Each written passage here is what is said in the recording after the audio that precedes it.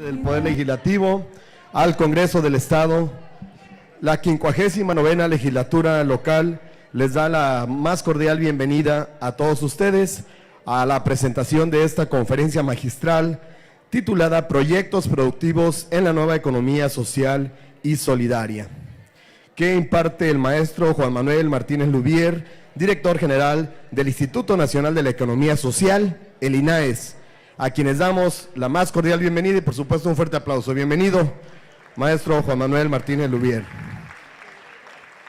También damos la bienvenida a las y los diputados que hoy nos acompañan, al diputado Vladimir Parra Barragán, presidente de la Comisión de Gobierno Interno y Acuerdos Parlamentarios, a la diputada Araceli García Muro, a la diputada Ana Karen Hernández Aceves, a la diputada Francisanel Bueno Sánchez y al diputado Arturo García Arias. Sean bienvenidos. Una vez hecha la presentación de quienes hoy nos acompañan en el Presidium y la bienvenida a todos ustedes, cedemos el micrófono al diputado Vladimir Parra Barragán, presidente de la Comisión de Gobierno Interno y Acuerdos Parlamentarios, para que dé la bienvenida a nuestro exponente. Bien, muy buenos días. Gracias por acompañarnos a todos los asistentes en esta difícil hora. Primero que nada quiero darle el reconocimiento y la bienvenida a nuestra delegada estatal, Indira Vizcaíno Silva, que nos ayudó a esta gestión con el titular del INAES, el compañero Juan Manuel Martínez Lubier. Hemos tenido una agenda en el territorio, como lo demanda nuestro presidente de la República, Andrés Manuel López Obrador. Esta agenda donde colaboraron los y las diputadas de la coalición Juntos Haremos Historia, nuestra compañera Anel Bueno, que preside la Comisión de Desarrollo Rural. Estuvimos presentes en Tecomán, en Manzanillo, en Minatitlán, en Comala. Estuvimos viendo las posibilidades de construir otro tipo de economía y creo que hay una buena experiencia, hay una buena visión desde la práctica de cambiar el paradigma de la economía social. Antes estos proyectos llegaban a unos pocos, se quedaban en el corporativismo, en 2 o 3 organizaciones, en los dirigentes, y ahora queremos que estos proyectos lleguen abajo, que ayuden a desarrollar el mercado interno, y bueno, a eso viene el compañero Juan Manuel Martínez Lubier a darle esta charla, esta conferencia, para que todos conozcamos esta nueva política del gobierno de Andrés Manuel López Obrador, del gobierno de la esperanza. Pues le dejo la voz para que dé una introducción a la compañera Anel Bueno de lo que se hizo en el recorrido que hicimos, para posteriormente escuchar al compañero Juan Manuel. Muchas gracias. Gracias, compañero diputado. Muchas gracias a todos ustedes por la visita aquí a la Casa del Pueblo. Es un honor que esta casa se llene con conferencias, con invitaciones, aparte de las sesiones que tenemos cotidianamente. La verdad fue un recorrido significativo. Como bien los comentaban a las personas que visitamos, nunca se había visto que las personas que representan los programas o representan las oficinas a nivel federal se tomen la libertad o la molestia de venir a ver en territorio qué es lo que se necesita, qué es lo que está pasando, y que no solo queden los proyectos en un escritorio sin conocerlos y sobre todo sin darles seguimiento. Yo estoy muy contenta por la llegada, por la visita sobre todo, pero más que eso coincidimos en que queremos lo mismo, queremos organizarlos, queremos que los recursos sean trabajados de la mejor manera, que ya no exista el intermediario, que sean ustedes los que trabajen ese recurso. Nuestro presidente tiene toda la intención de llevar a cabo muchos programas, pero el llevarlos a cabo, el traérselos a ustedes, no le ayuda mucho a él a que diga está haciendo las cosas bien. Yo creo que tiene que hacer parte del pueblo y de gobierno, y la mayor parte de esa responsabilidad, de ese trabajo, nos compete a nosotros como ciudadanos. Invitarlos a que en lo que viene en cuestiones de programas general, hablando ahorita de proyectos para el campo, proyectos para el turismo, aprovechar todos los programas realmente para lo que es. Nuestro presidente ocupa el apoyo del pueblo, nosotros tenemos que apoyarlo, y las visitas no es nada más para la fotografía, no es nada más para venir a decir que ya estuvimos en Colima, sino porque se lleva la información, se lleva ese contenido, y segura estoy de que se van a lograr muchas cosas para Colima. Muchísimas gracias. Saludamos también y damos la bienvenida al diputado Guillermo Toscano Reyes, que se incorpora. Gracias, diputado. Y por supuesto también a la coordinadora estatal de los programas federales, Indira Vizcaíno Silva. Bienvenida. Y sin más, damos paso a esta conferencia magistral, Proyectos Productivos en la Nueva Economía Social y Solidaria, que nos imparte el maestro Juan Manuel Martínez Lubier, a quien escuchamos con atención. Muchísimas gracias. Muy buenas tardes a todas y a todos. Muchas gracias a los compañeros diputados que pues tan amablemente nos han acogido estos 2 días y especialmente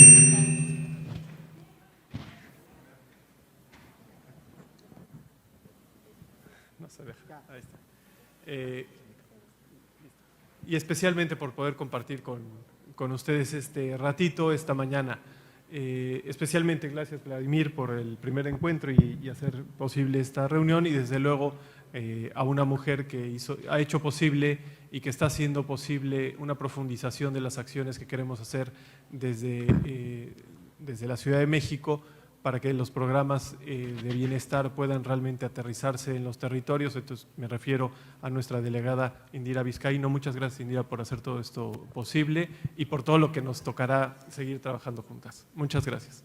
Pues miren, justamente como se ha mencionado, hemos tenido este par de días recorriendo el territorio, como es una de las características de este nuevo gobierno, para generar realmente proyectos en profundidad. Y es un honor, es un privilegio el poder dedicar un poquito de tiempo a pensar qué tipo de proyectos, bajo qué ideas, bajo qué paradigmas queremos impulsar los proyectos, al menos en lo referido a la Secretaría del Bienestar y en lo específico al Instituto Nacional de la Economía Social, el cual tengo la gran responsabilidad de llevar hacia adelante. Digo una palabra, sabrán todos ustedes la conversión sustantiva que tenemos de una Secretaría de Desarrollo Social con muchas características, que por muchos años tuvo una manera de acercarse a la población, pero que desgraciadamente no logró los resultados que necesitaríamos, y es que nuestro México sea un país con un bienestar repartido. Y se generaron durante esos sexenios políticas pues más bien que paliaban la pobreza y que desgraciadamente no ayudaron a que las personas, la mayoría de las personas, llegaran a mejores condiciones de vida.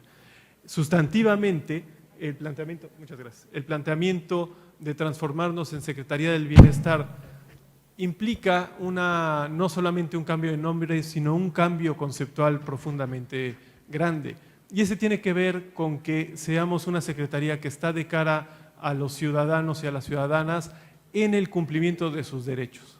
Pasar de políticas de desarrollo social a pasar a políticas de consecución de derechos sociales para acceder al bienestar de la población, se dice rápido, se dice una frase, pero tiene una conceptualización tremendamente profunda y tiene muchísimo que ver con los objetivos de lo que hemos llamado la Cuarta Transformación. Entonces, dicho eso, me permitiré yo dedicar pues esta media hora, 40 minutos, a platicar lo que a nosotros nos apasiona en el Instituto Nacional de la Economía Social, y que es justamente el concepto de economía social. Se ha nombrado a esta conferencia los proyectos que podríamos tener desde la lógica de las empresas sociales, de la economía social. Pues bueno, el punto de partida es entender qué es eso de la economía social. No sé cómo está la logística, si hay un switch. Usted, por favor, si pasamos. No podemos hablar de economía social ni de los nuevos enfoques de la política del bienestar de nuestro país si no hacemos un reconocimiento a que el contexto tiene muchísimo que ver, más que con la pobreza, con la desigualdad. Y una de las misiones de nuestro instituto es ir cambiando el relato. a lo largo de la charla creo que vamos a ir aterrizando en varios puntos donde tenemos que cambiar nuestro relato. Y el primer relato que tenemos que cambiar es que este país no es pobre. Ahora justo en la antesala platicaba yo con el compañero diputado y decía, el estado de Colima es brutalmente rico. Pero hay una serie de circunstancias que hacen que hoy a lo mejor no vivamos en la plenitud que tenemos que vivir. Tenemos que cambiar el relato. Partimos de un territorio sumamente rico, pero con unas estructuras económicas, sociales y políticas que han favorecido la concentración del ingreso. De tal forma que nuestro país, desgraciadamente, y lo digo subrayadamente, forma parte del 25% de los países más desiguales del planeta. En América Latina, que está declarada como la zona más desigual del mundo, nosotros somos a veces el segundo, a veces el tercer país más desigual, solamente a veces detrás de Chile y Brasil, a veces solamente detrás de Brasil. Somos un país rico, pero con unas estructuras de generación de la riqueza sumamente disparejas, políticamente amañadas, que han hecho que muy poquitos concentren el ingreso. Bueno, ahí están los datos. ¿Podemos pasar, por favor? Nuestro presidente se ha referido muchas veces a esta época neoliberal que hemos tenido y creo que nos toca a nosotros también explicar qué significa eso.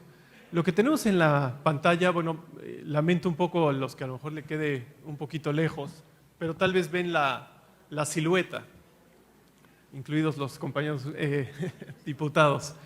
¿Qué tenemos en la pantalla? Yo digo que son una fotografía, la misma fotografía, solamente tomada en dos lugares distintos, pero es en el mismo momento con las mismas variables. Lo que tenemos ahí es, digamos, en el eje de las X, en el horizontal, la escala de tiempo desde el año 1980, que es cuando comienza fuertemente la época neoliberal, y termina este eje en el 2015, hace poquito. Lo que tenemos en la parte de arriba es la foto que fue tomada en los Estados Unidos. ¿Cómo le fue a Estados Unidos en la época neoliberal? La gráfica azul, que creo que es la que se puede percibir por todos, significa cuánta, bueno, en el eje de las Y tenemos qué porcentaje de la riqueza nos estábamos refiriendo en cuanto a propiedad. Es decir, la gráfica azul comienza en el año 80 en que el 50% de la población, el 50% más pobre podríamos decir, clase media y clase baja, tenía más o menos el 21% de la propiedad de toda la riqueza de los Estados Unidos. El 50% tenía el 21%. Y podemos observar que 35 años después, la época neoliberal en los Estados Unidos hizo que ese mismo grupo de personas, el 50% de las personas, perdiera propiedad y bajara hasta 13%. Del 21 al 13% perdió. En cambio, lo que sí propició fue que la raya roja significa cuánto tenía el 1% más rico, 1%. Y el 1% más rico en los años 80 no llegaba a tener el 11% de la propiedad. Sin embargo, 35 años después de políticas neoliberales, alcanzó a tener en algún momento hasta el 24%, para las cifras de 2015 llegó al 20% de la población, de la propiedad, perdonen. ¿Qué significa esto? La propiedad, las mayorías perdieron riqueza y las enormes minorías, el 1%, aumentó su riqueza. Cuando dice el presidente de la época neoliberal, de esto se está refiriendo también, y tomo como ejemplo lo que le pasó a Estados Unidos. Si además vemos el caso de México, es un poco más grave por los niveles de pobreza que ha generado. Pero la fotografía de abajo, por llamarla así fotografía, corresponde a qué pasó en el mismo tiempo, en las mismas variables, en Europa del Occidente, en los países europeos, la Unión Europea. Lo que podemos observar, no voy a tomar todo el detalle que tomé con los Estados Unidos, son las mismas variables. La gráfica, la línea azul, es la propiedad que tenía el 50% de la propiedad más pobre, perdón, de la población más pobre, y la roja es la propiedad que tenía el 1% más rico. Y como podemos ver, no se tuvo un comportamiento tan dislocado como lo tuvo los Estados Unidos, tuvo más bien una estabilidad. Si acaso sí se acortaron las dos gráficas, pero no de ninguna manera de la forma en la que hicieron en los Estados Unidos, de ninguna manera con un cruce. ¿Sí seguimos? La evolución de esta gráfica es esta otra que a mí me gusta y me da esperanza. Tengo que decir además, la cita es un grupo de economistas en Europa, encabezados por un economista llamado Thomas Piketty, que generó un libro muy interesante que ahora se llama El capital en el siglo XXI y conduce un grupo sobre estudios de la desigualdad. En su informe el año pasado es de donde hemos extraído estas gráficas.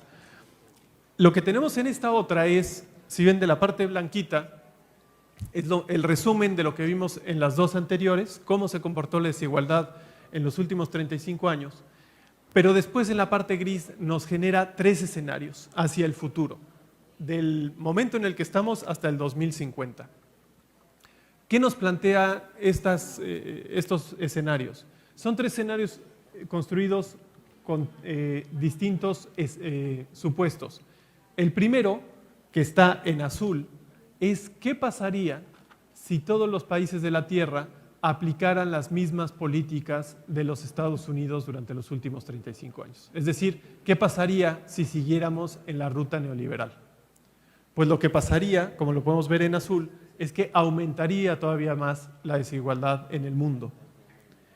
El escenario rojo y naranja significa el escenario en que, con métodos matemáticos y magias que hacen los economistas, se plantearía que todos los países de la Tierra siguieran a su aire, cada quien con sus mismas políticas. China aplicando lo que ha aplicado, Estados Unidos lo que ha aplicado, Brasil lo que ha aplicado, México lo que ha aplicado. Pero si todos los países de la Tierra aplicáramos políticas similares a las que aplicó Europa durante los últimos 35 años, tendríamos el escenario en verde, que como podrán ver, nos indica una reducción de la desigualdad. En resumidas cuentas, y con esta evidencia, la desigualdad, el incremento de la desigualdad sí es evitable. Dicho de otra forma, sí tenemos la gran posibilidad de reducir la desigualdad. Y con ello, por supuesto, los niveles de pobreza de las poblaciones. Es importante tener este primer escenario. Primera idea potente que quería compartir. Segunda idea potente. Yo sé que igual estas gráficas todavía están un poquito más lejanas. Nos vamos a concentrar en una, por favor. Queda la parte de arriba. Lo que habíamos mostrado en distintos escenarios era un reporte de un periódico francés que se llama El Mundo Diplomático, que en el 2009, a raíz de la crisis financiera que después generó una crisis económica, publicaron cómo es el mundo de la economía financiera. Y me voy a concentrar en esta gráfica. Si podemos picarle, vamos a hacerlo varias veces, pero poquito a poco. Hasta ahí estamos bien. En verde, pueden ver las flechitas que colocamos ahí. La gráfica refiere a un día de transacciones en el mundo, en el planeta Tierra. Las unidades están en miles de millones de dólares. Poco importa en este momento, más bien lo que quiero es tener un impacto visual con ustedes. Podemos ver a la izquierda, en la parte bajita, cuánto corresponde del comercio mundial donde están incluidas todas las mercancías del mundo, los celulares, los automóviles, la ropa, los alimentos, a cuánto equivale de todo lo que se mueve en dinero en un solo día en el planeta. Ya lo vieron, ¿no? Casi no aparece. Posiblemente las personas que estén hasta atrás les cause problema verlo, pero ven la flechita. El segundo ladrillito, un segundo compañero, ladrillito equivale al Producto Interno Bruto Mundial. Es decir, ahí está integrado el comercio, pero también las nóminas de los funcionarios públicos que estamos acá, los mecanismos que tenemos al interior para tener seguros, para tener manejo de presupuestos, etcétera, etcétera, y una serie de productos que, bueno, nos tardaríamos mucho, que contabilizan el Producto Interno Bruto de cada país y después sumado nos da el Producto Interno Bruto Mundial. Como vemos, es más o menos unas 3 veces mayor al comercio mundial, pero miren el tamañito que tiene. Compañeros, si le damos por favor. En un tamaño similar, si bien está un poquito ladrillito marrón, tenemos el equivalente a los mercados bursátiles. ¿Qué significan eso? Las acciones que están puestas en bolsa de valores. Ahí están las de Apple, las de Cemex, las de Bimbo, las de Televisa, las de grandes empresas que cotizan en bolsa como una manera de financiarse, que ciertamente tienen una conexión con la economía real, pero ya empiezan a estar en lo que llamamos la economía financiera y que equivale al Producto Interno Bruto del planeta Tierra en economía real. Siguiente, por favor. Hay otro tramo grande que llamamos mercados de intercambios, que ya son productos financieros más sofisticados, tan sofisticados que en muchas ocasiones tienen poquito que ver con la economía real. Ahí, por ejemplo, están los mercados de futuros. Ayer que estábamos en la costa y veíamos esas plantaciones enormes de plátanos, hay mercados de futuros de plátanos, especialmente 4 mercancías que llaman los softs en los mercados financieros: el algodón, el café, el arroz, el azúcar por ahí.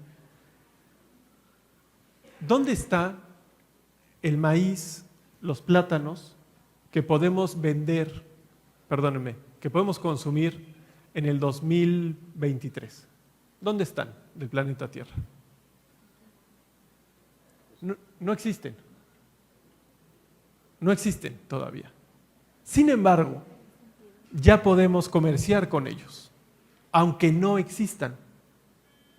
Esto tiene que ver, su origen no es, digamos, el demonio, tiene que ver con que si justamente yo tengo una empresa cuya materia prima es el maíz, digamos, una empresa de tortillas, pues yo quiero que esté activa dentro de 5, dentro de 10 años.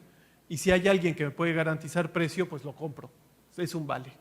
Pero eso tiene que ver con las prácticas neoliberales. Que el mundo, en la globalización neoliberal, esté tan conectado que si a Juan ustedes le compran un vale hoy, un bono, por 10,000 toneladas de maíz, que quieren que se las entregue dentro de 5 años, pues se la van a comprar a Juan si Juan les asegura que tiene conexiones comerciales y políticas en distintos sitios de la tierra, porque a lo mejor si se me pierde la plantación de África, pues la puedo reponer con la de Brasil o con la de Laos. Es un mundo interconectado que permite eso. Pero ¿qué hace ciertamente que tengamos participantes en el mercado que compran esos bonos no porque necesitan tortillas, sino porque quieren generar dinero?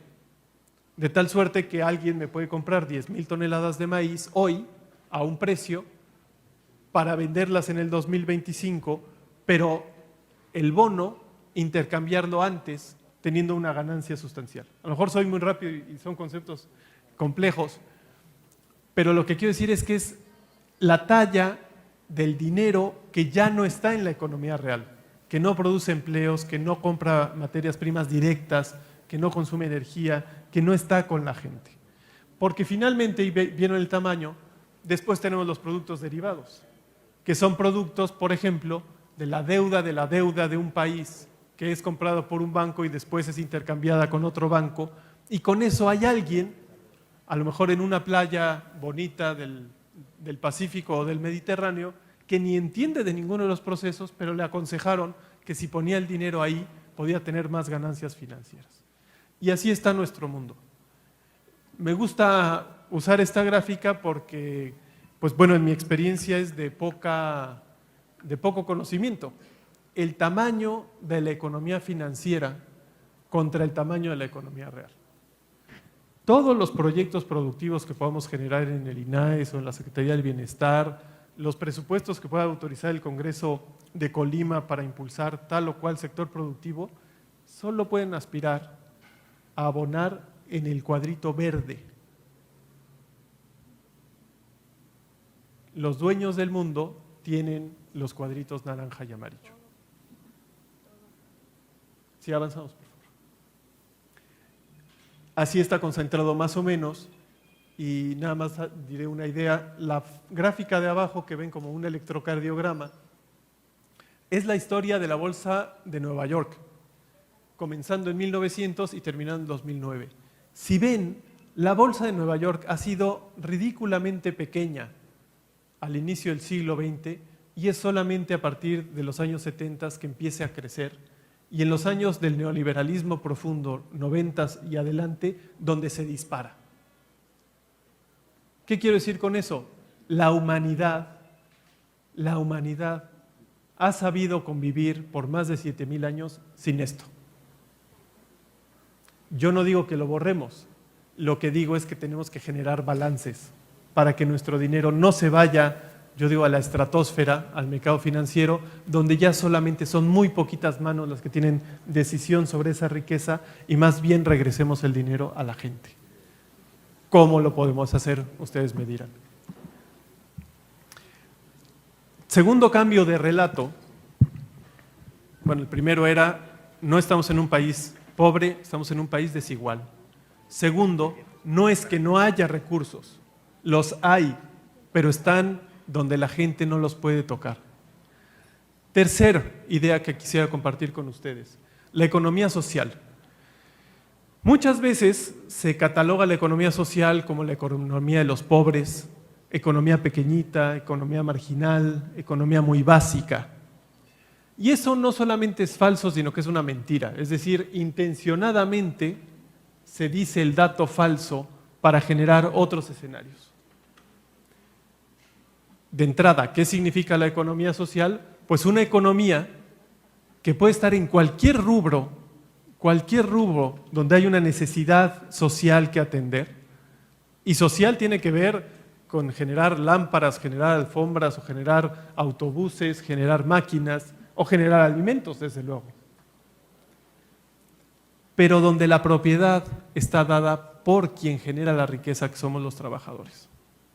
Voy a explicarlo eso con más detenimiento. Es una economía que a mí me gusta mucho, está inspirada, bueno, no solo por esta frase, pero esta es una de las frases inspiradoras de la economía social, en concreto del cooperativismo del País Vasco. La decía uno de sus motivadores, el cura José María Arias Mendiarreta, decía: no hay transformación económica sin transformación social y no hay transformación social sin transformación económica. Creo que lo dije al revés, pero no importa, el orden de los factores. En este caso, no altera el producto. Es decir, ¿cómo generar una transformación económica tremenda, pero viendo que el único sentido de la transformación económica es que las personas vivamos bien? ¿Y cómo hacerlo al revés también? Solo vamos a poder alcanzar nuestro bienestar si tenemos una transformación económica profunda. En México tuvimos en los últimos 35 años una transformación económica sumamente profunda, pero que no ha beneficiado a las mayorías, que ha concentrado la riqueza en pocas manos y que ha hecho que las estructuras que actualmente vivamos pues tengan muchos problemas sociales. Esos que están relacionados con la violencia y la delincuencia, con la pobreza, con la falta de acceso a oportunidades. Pero bueno, frase inspiradora. Si quieren avanzamos. Les decía yo, se cataloga la economía social como pequeñita y eso es una mentira. Afortunadamente hoy tenemos datos ya para poder corroborar que la economía social ni pequeñita ni marginal. La Alianza Cooperativa Internacional y un grupo de universidades generó el Monitor Cooperativo Internacional y quiero dar una muestrita de ese informe para sostener la idea que les estoy planteando. Hicieron un análisis como de 2.600 cooperativas en el mundo y se centraron en 300, que ellos han llamado las 300 más ricas del mundo. ¿Qué significa una cooperativa rica? Pues una cooperativa que factura por arriba de $100 millones al año. De esas, cuando menos hay 300 en el mundo, y generan esa ganancia, $2.16 billones. Quien quiera consultarlo, ahí está la referencia, monitor.coop, C-O-O-P de cooperativa. Si avanzamos, por favor. Si a mí me dicen, bueno, ¿y dónde están? Pues están más o menos repartidas ahí, verán que hay una concentración en Europa bastante fuerte y en los Estados Unidos, en Norteamérica, hay una concentración bastante importante. Pero si me dicen, ¿cuánto es $2.16 billones? La verdad es que se me complica, no me caben tantos ceros en la cabeza. Por eso tenemos esta gráfica. Lo que quisimos hacer fue comparar, si le damos otra vez comparar, por favor. Dos más, por favor. esa cifra, 2.39 billones, perdón, equivale al Producto Interno Bruto, un poquito abajo del Producto Interno Bruto de Francia, que es la sexta economía del planeta. Pero ojo, estamos hablando solamente de las 300 cooperativas más ricas, no estamos hablando del mundo en general de la economía social. Ante eso no tenemos un estudio serio que nos pueda decir cuánto realmente asciende la economía social en el planeta, pero sí podríamos decir que cuando menos equivale al doble, es una inferencia muy sencilla. Si fuera el doble, le damos por favor, compañero, estaríamos arriba de la economía japonesa, que es la tercera economía del planeta. Conclusión, hoy podemos aseverar que la economía social y el cooperativismo, cuando menos en dinero, equivale a la tercera economía del planeta, cuando menos. Pero la economía social, si bien produce dinero, ya lo hemos dicho, lo que más hace es producir bienes sociales. De eso se trata la economía social. Pero para ir cambiando el relato en que la economía social es chiquita y marginal, pues yo tengo que recurrir a los datos que a veces entendemos más rápido. Y para eso me ayuda a ilustrarlo con algunos ejemplos mundiales, por favor. Por ejemplo, el grupo Mondragón en el País Vasco es una cadena de unas 103 cooperativas que tienen de todo, supermercados, bancos. Ayer que íbamos hacia Manzanillo veíamos en la carretera un montón de autobuses de la marca Irizar. Bueno, Irizar fue en unas buenas décadas una de las cooperativas del grupo. Tiene una fábrica aquí en Querétaro que genera los autobuses que vemos en la autopista Colima-Manzanillo y muchas otras carreteras del país. Es decir, el cooperativismo no solamente está en el sector agrícola o sector primario, puede estar absolutamente en cualquier rubro de la economía. Para cerrar, estas son más o menos 90,000 personas que facturan en un año más o menos lo mismo que todos los migrantes mexicanos nos envían en remesas desde Estados Unidos. Más o menos 20,000 millones de dólares es lo que factura Mondragón, y el 85% de los trabajadores son dueños de la empresa. No son solo trabajadores, son dueños propietarios de la empresa. Damos otra, por favor. Me gustaría mostrarles, cuando yo sea grande me gustaría que nuestro mercado financiero se parezca a esta gráfica. Pues lo que les estoy mostrando es el mercado financiero en Alemania. En Alemania, solamente el 10% del mercado está abarcado por banca comercial, de los bancos que conocemos. El resto del mercado, como pueden ver en la gráfica, lo domina la economía social. El 36% son las cajas de ahorro, es esa S que está a la derecha, que es una banca pública. Son bancos donde los propietarios son los ahorradores y el municipio. El 24% son las cooperativas de ahorro y préstamo, que ahí la propiedad del banco es totalmente de las personas, de los ahorradores. Y ya para el resto del mercado financiero se lo dejan a los comerciales. Pero ¿qué quiero expresar con esto para todos, compañeros legisladores? La base económica para el bienestar en un país con un estado del bienestar profundo como Alemania, que se recuperó de 2 guerras en un solo siglo. Que ustedes pueden decir, es que son alemanes. No, los señores perdieron 2 guerras. Su economía la centraron en que no se les fuera un centavo del territorio. Y para lograr eso tenían que ser propietarios las personas del mercado financiero. Y eso es lo que hoy podemos ver con ellos. Seguimos, por favor. En Canadá, en la región de Quebec, surgió algo similar. Es curioso que en Quebec hay 12 millones de personas y hay 9 millones de ahorradores en este banco que se llama Desjardins, que es un banco cooperativo y que es responsable de muchísimo desarrollo territorial. Si avanzamos. En Seúl, pronto viene el alcalde de Seúl a firmar un acuerdo con la alcaldesa de la Ciudad de México. En Seúl se tuvo una política de impulso a las cooperativas urbanas de servicios y especialmente con jóvenes muy fuerte, que tuvo el ascenso como acabamos de ver. Seguimos, por favor. En Japón, si alguien les dice seguridad alimentaria, pues se ríen, porque gran parte del mercado agrícola y de pesca está concentrado en una cooperativa que tiene 12 millones de personas. Una cooperativa agrícola y pesquera de 12 millones de personas, con la cual, como no hay un énfasis de lucro, la población puede acceder a productos de calidad y garantizados en el tiempo. Por favor. ¿Cómo estamos en México? Bueno, antes de eso, si ven, vuelvo a recapitular, el cambio de narrativa, no somos un país rico, somos un país desigual, hay de otra, sí hay de otra, y en gran medida tiene que ver con que nos apoderemos de los mercados, como gente, y en eso radica el modelo de la economía social. Ahora sí, ¿cómo estamos en México?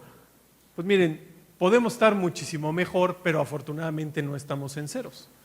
Este es un ejercicio que hicimos, curiosamente, como consultores hace 5 años para el INAES y que ahora podemos tener la posibilidad de ejecutar. Pero bueno, ahí los datos que teníamos es que tenemos, ahora les voy a mostrar, ese era el dato de 2013, ahora les voy a mostrar el 2019, pero cuando menos 12 millones de socios. Ahora les voy a explicar un poquito más. Tenemos 61,000 organismos del sector social de la economía. Ahí el número de cooperativas de ahorro y préstamo que se tenían en ese momento. Algo que tiene que ver con lo que recorrimos en estos días. Todavía en nuestro país el 53% del territorio nacional es propiedad social, ejidos o comunidades. Y ahí, en esa propiedad social, está alojada el 80% de la biodiversidad, cuando somos un país de los países llamados megadiversos, es decir, estamos en el top 5 mejores países con mayor fauna y flora del planeta. Y la noticia es que el 80% de esa riqueza natural se encuentra en propiedad social, en el ámbito de acción de la economía social. Avanzamos otro, por favor. Esta gráfica está actualizada al último informe que ha tenido el FOCOP, que es el Fideicomiso de Supervisión Auxiliar que tienen las cooperativas de ahorro y préstamo, autorizadas por la Comisión Nacional Bancaria de Valores. Y hay un número que cuando yo lo presento le impacta a muchas personas. Cuando menos tenemos 8,162,000 socios de cajas de ahorro y préstamo. 8 millones. En un país cuya población económicamente activa, ¿cuánto andamos? Estamos abajito de los 40, ¿no? Y además, cuando tenemos un mercado informal tremendamente grande. Cuando los datos, bueno, no me gusta llamarlo informal, pero bueno, se entiende, ¿no? ¿Qué significa que la gente trabaje sin seguridad social, sin estar dado de alta, etcétera? Pero estos ahorradores forman parte de la economía formal. Así es que en México, aunque todavía nos falta por crecer, lo que yo comparto con las autoridades que tienen que ver con las normativas es que yo sueño con que en unos 20 años tengamos cuando menos 50 millones de ahorradores. Por eso para mí ahorita esto sería poquito, porque yo quiero soñar con los 50 millones de ahorradores que tengan su dinero no en un banco, sino en su banco. Hoy esos ahorradores tienen 160,000 millones de pesos en sus cuentas. Desgraciadamente las políticas del régimen anterior hoy imposibilitan que ese dinero esté puesto para el desarrollo y estamos trabajando para encontrar la mejor manera para hacer que ese dinero que es de la gente no sirva para que compren una televisión o un automóvil. Bueno, si lo quieren hacer, que lo hagan. Pero hoy, si lo quieren invertir en un invernadero, en una comercializadora, ayer el proyecto que nos pedían una... se me olvidó el nombre de la máquina que tritura, ¿no? Una máquina para triturar la arena que tuvo a bien el volcán de Colima regalar, una crima, gracias. Hoy se la piden al INAES y está bien, es nuestra obligación, pero el sector tiene el dinero. Lo que el Estado mexicano le está impidiendo es que el sector utilice su dinero y eso tenemos que cambiarlo. Lo tenemos que cambiar a nivel federal, pero también creo que las normatividades estatales podrían ayudarnos a fomentar, bueno, ya voy poniendo aquí algunas tareas que podemos compartir, fomentar apoyos productivos siempre y cuando estén apalancados por el dinero de las cooperativas. Un ejercicio que ya tuvimos este año en el INAES fue poner garantías líquidas para que sí sea posible. Digamos, es un tema de normatividad, pero que con una garantía líquida se le suelta se da permiso al banco cooperativo de hacer la inversión. Cuando menos, las cooperativas nos han propuesto multiplicar por 5 lo que el INAES pone como garantía líquida. De tal suerte que una convocatoria que más o menos hemos sacado por 35 millones de pesos, cuando menos va a equivaler a 250 millones de aplicación de créditos con buenas condiciones para la producción. Y eso pues, es muy poquitito, pero ellos son los que tienen el dinero. Si avanzamos, por favor. Lo que nosotros nos toca gestionar en el Instituto Nacional de la Economía Social es el Programa de Fomento a la Economía Social. Es un programa derivado de la Ley de Economía Social y Solidaria que fue promulgada en el 2012, que es una ley reglamentaria del artículo 25 constitucional que en el párrafo octavo se refiere al sector social de la economía. Y ahí ya describe al sector social de la economía como aquel sector de propiedad social donde las empresas están integradas y donde las grandes decisiones están tomadas por las personas que trabajan por encima de las personas que invierten solamente capital, en resumidas cuentas.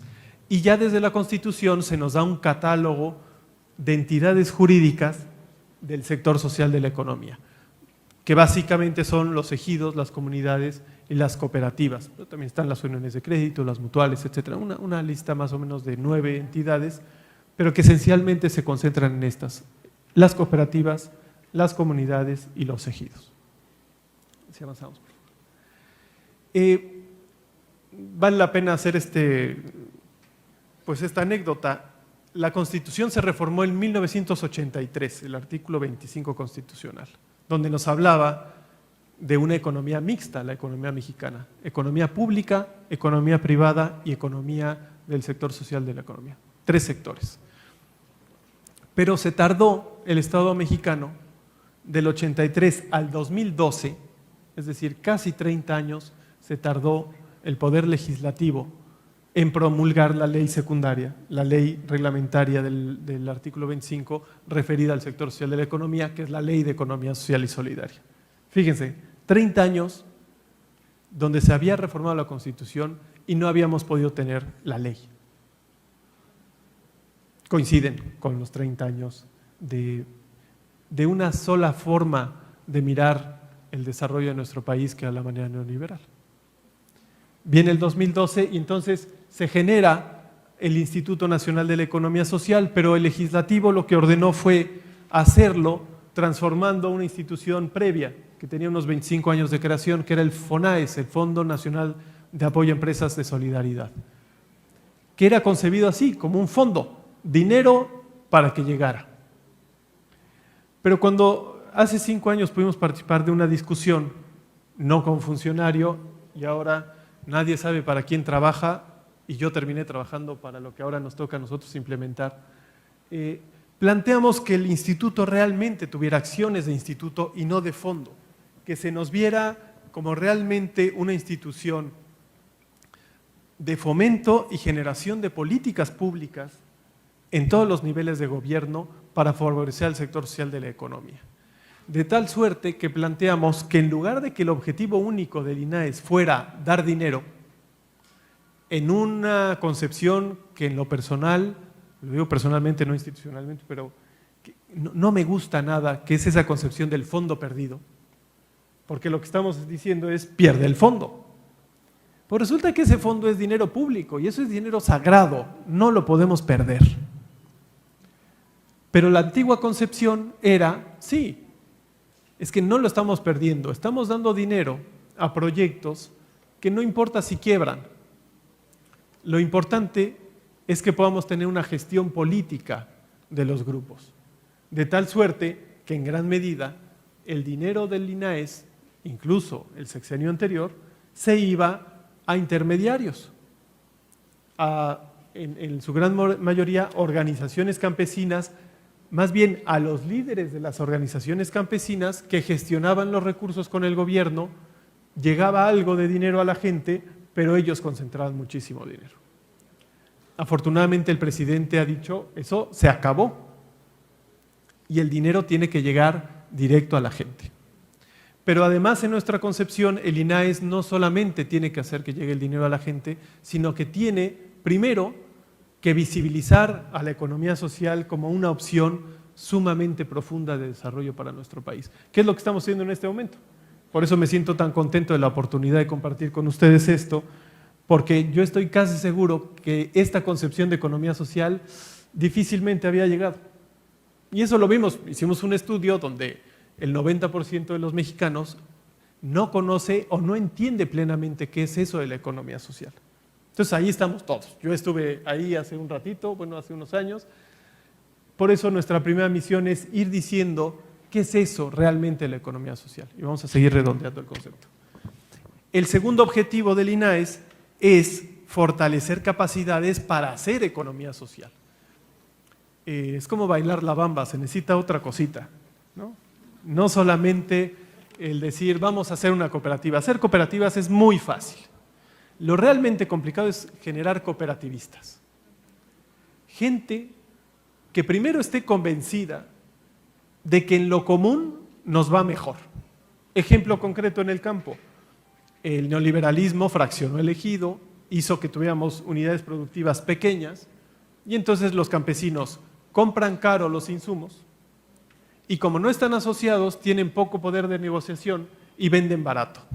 Terminan subsidiando a las grandes empresas agroalimentarias y a las de fertilizantes y a las de semilla, etcétera, etcétera, y la mano de obra, el trabajo de la gente es el que menos riqueza tiene. Pero es el que está ahí en la milpa, es el que está ahí en las plantaciones de plátano, es el que está ahí en las actividades pesqueras, pero compran muy caro y venden barato. La única forma de tener una fortaleza de mercado es agrupándose, donde la agrupación no es el dinero que ponen, la agrupación y el poder de decisión lo pone el trabajo que aporta cada cual. Pero eso hay que saberlo gestionar, por eso es que el INAES tiene que generar mecanismos de formación para que el proyecto social de la empresa social, sea un ejido, una comunidad, una cooperativa, etcétera, realmente se lleve a término. ¿Para qué estamos juntos? Pero que tenga un componente técnico sumamente exigente. De poco sirve que queramos estar juntos, que queramos colaborar, que filosóficamente estemos alineados, si lo que vamos a producir no tiene quien nos lo compre. Si no es socialmente necesario, si no hemos amarrado las cadenas de comercialización, si no tenemos además un valor añadido, pues ¿de qué nos sirve? Estamos tomándole el pelo a la gente. Necesitamos que las empresas tengan un componente técnico sumamente importante. Y entonces sí, el objetivo 3 es que podamos financiar a esos proyectos que se van generando en el territorio. Y a esos me voy a referir, y con eso cerraré, referido a lo que hemos hecho estos 2 días. El cuarto objetivo es, ya lo he hablado un poquito, tiene que ver con reforzar la banca social para que el propio sector tenga una palanca financiera sumamente fuerte, y ya vimos que en México vamos a crecer más, pero hoy ya tiene un buen tamaño.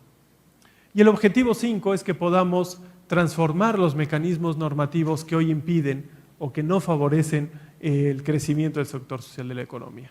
Ese es mi trabajo. Si quieren, avanzamos. Bueno, eso se desarrolla en estrategias, pero mejor se las cuento con ejemplos. Si quieres una más para que dejemos ahí. Y ahorita les digo muchas gracias, pero todavía no termino.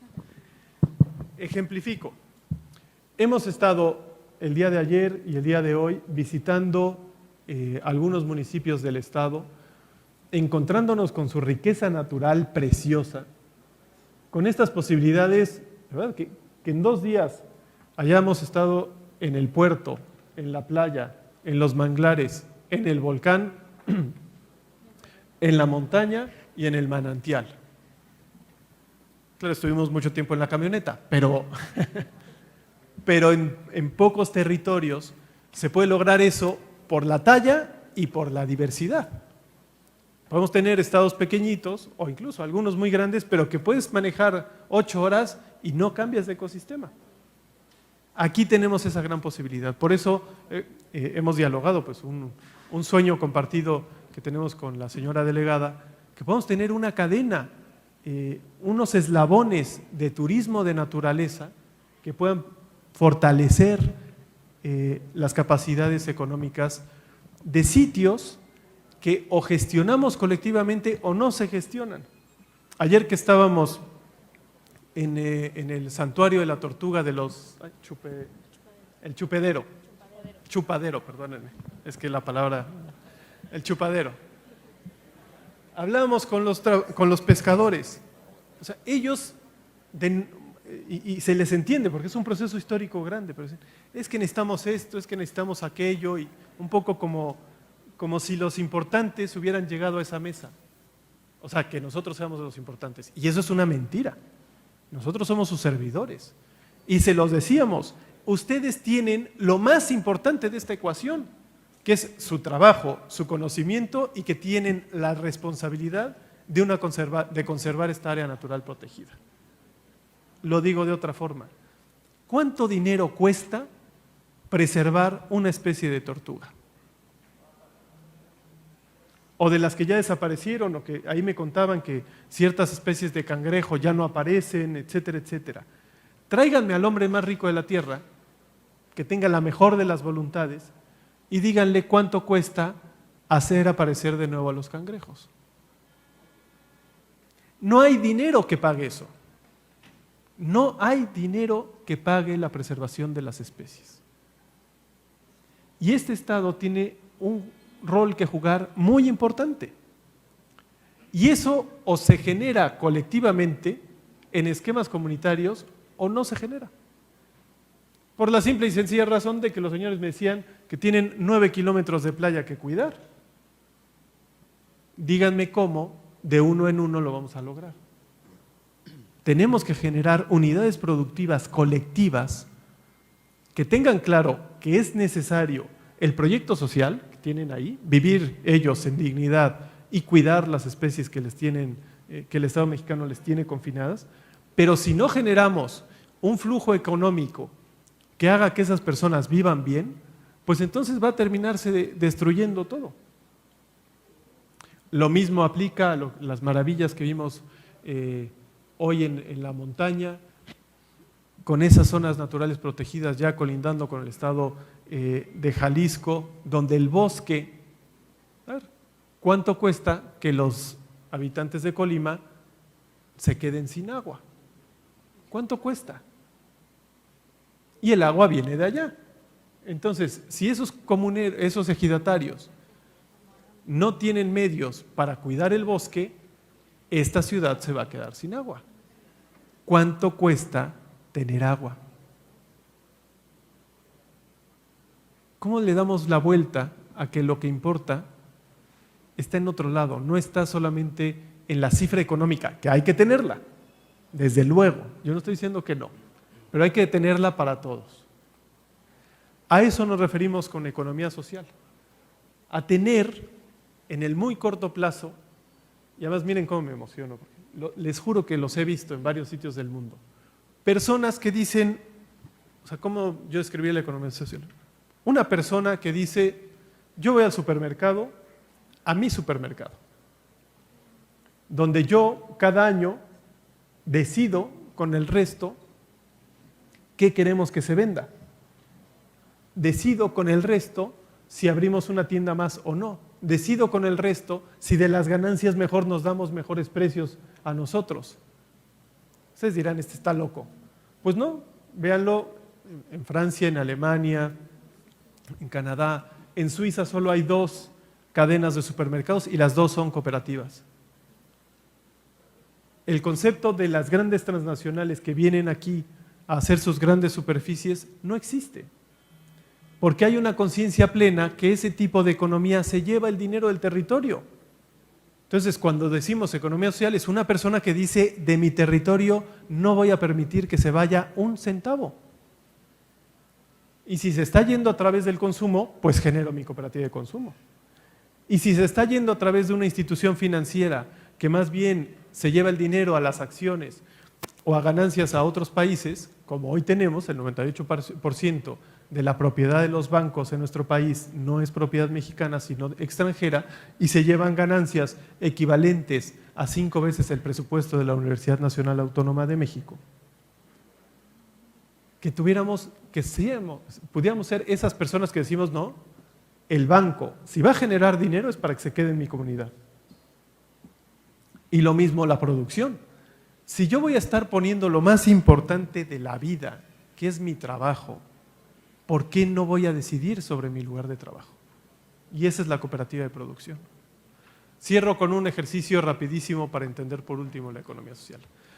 Por favor, levante aquí la mano quien, si yo les dijera, ¿quién tiene de aquí 100,000 pesos para mañana invertir en una fábrica, en una producción? ¿Quién tiene 100,000 pesos?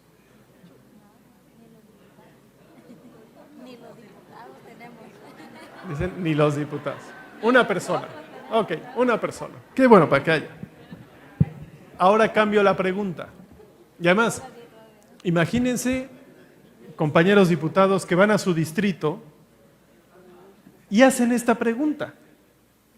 En una reunión con 200, 300 personas. Hacen esta pregunta: ¿quién tiene mañana 100,000 pesos? 10,000 pesos para invertir. 10,000 pesos para invertir. ¿Cuántas personas levantarían la mano? En cambio, les hago esta pregunta: ¿quiénes de ustedes para el día de mañana tienen su fuerza de trabajo para ir a generar riqueza? Ahí está el gran cambio de narrativa y de paradigma. Tenemos que partir de lo que sí hay, no de lo que no hay. Nos han dicho durante años, es que necesitamos inversiones para poder activar la economía. Eso es importante, muy importante. Pero tenemos que hacer más bien procesos organizativos que hagan que el trabajo de la gente que sí hay pueda determinar claramente dónde sí hay que poner el dinero para ser altamente eficientes, y entonces eso detone un brinco social potente, transformando económicamente a las comunidades. Ese es el trabajo del INAES. ¿Qué queremos que suceda? Pues, y que estamos comprometidos, que pues, podamos tener la confección de proyectos sumamente planeados, no como la política pública era antes, en que, el INAES sacó dinero para invernaderos de jitomate. ¿Y qué se necesita? Pues que sean 10 los productores. Entonces había un vivo que se enteraba de eso, el coyote, y entonces recolectaba 10 credenciales del IFE en su momento, del INE, desarrollaba el proyecto, fírmale, lo metía al INAES, bajaba el dinero para el invernadero, que nadie ni quería hacer, ni sabía hacer, ni nada. Pero, como eso es lo que bajaba el proyecto, pues órale, éntrale. ¿Y luego qué pasaba con los invernaderos? Nada.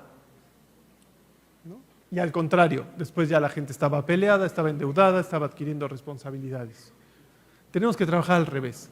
Tenemos que generar procesos sumamente planeados, sumamente dirigidos, no generando cooperativas, sino acompañando cooperativistas, haciendo que la mentalidad de la gente cambie primero, porque si no cambia la mentalidad, no cambia nada.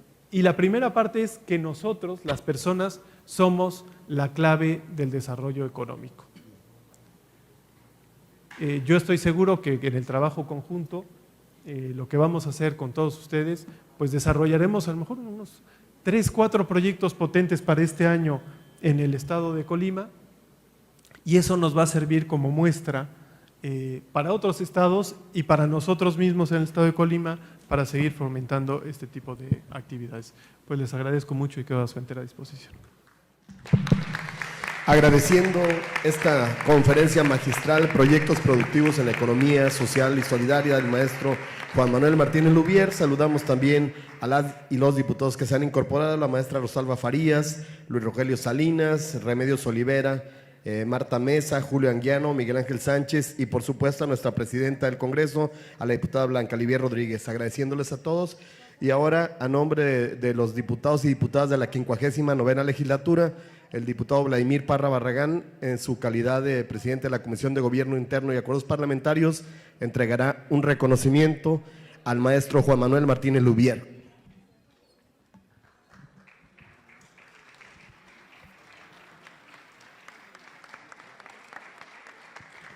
El reconocimiento dice a la letra: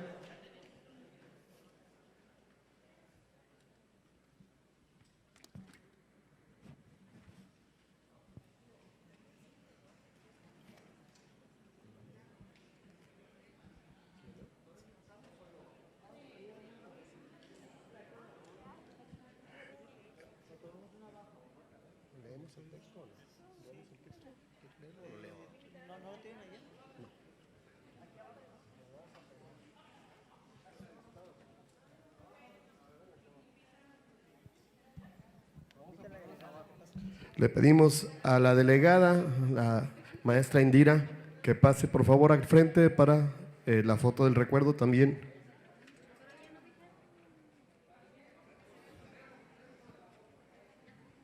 El texto dice lo siguiente: el Congreso del Estado de Colima otorga el presente reconocimiento al licenciado Juan Manuel Martínez Lubier por impartir en el Pleno del Congreso del Estado de Colima la conferencia magistral Proyectos Productivos en la Nueva Economía Social y Solidaria. Y firman la diputada Blanca Livier Rodríguez Osorio, presidenta de la mesa directiva, y los diputados Luis Rogelio Salinas Sánchez, Vladimir Parra Barragán y Francis Anel Bueno Sánchez.